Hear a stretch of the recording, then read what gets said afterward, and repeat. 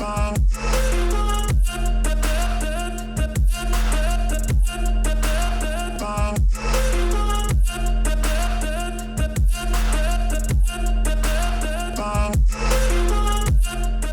going on, everybody? This is Cy from Forge Physio. Today we're gonna go over our slouching split squat. So this is a movement that we got from David Gray, and we like to use this as a drill to teach our clientele how to utilize hip extension without using their low back with one side of the coin, and the other side of the coin is being able to create hip extension without too much knee extension, or what some people would call early knee extension. So we're gonna go to a split squat position. We're gonna face the camera to start, and then we'll go from the side.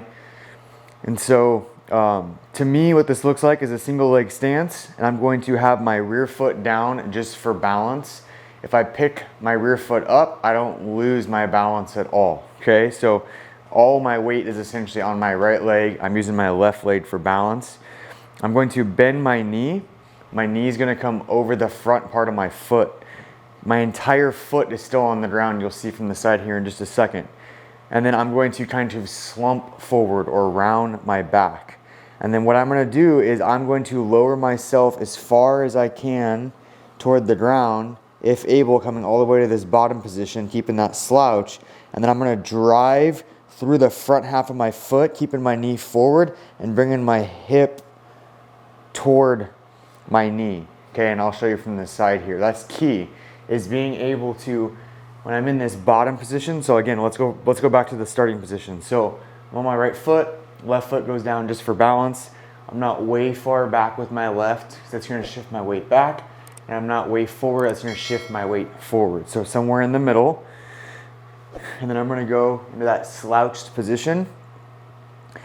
Entire foot is flat on the ground, and I'm gonna come down to that bottom position. My knee is over my toe. Now from here, when I go to stand up, I'm gonna think about pushing through the front half of my foot, keeping my slouch position and bringing my hip toward my knee without bringing my knee back. And that's gonna get my glute to fire and me not using my back at all.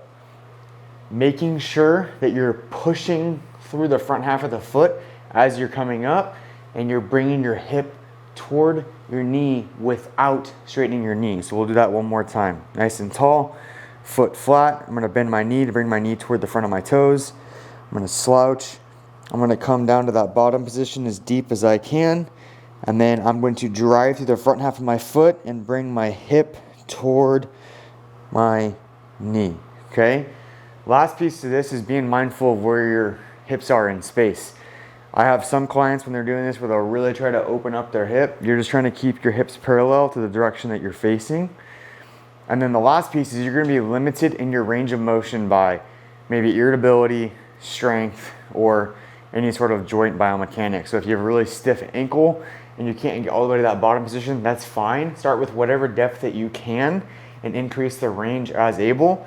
If this is irritable, meaning it creates some irritability in the knee or the hip, modify your range of motion to where it is not as irritable. Quality over quantity as always. Where we want you to be able to feel this at is building pressure in your foot, your calf, and then your glute, especially if you're driving that hip toward the knee, keeping the knee bent. Technically you'll feel it all in your lower limb. We want to be able to bias more of the glute with this drill.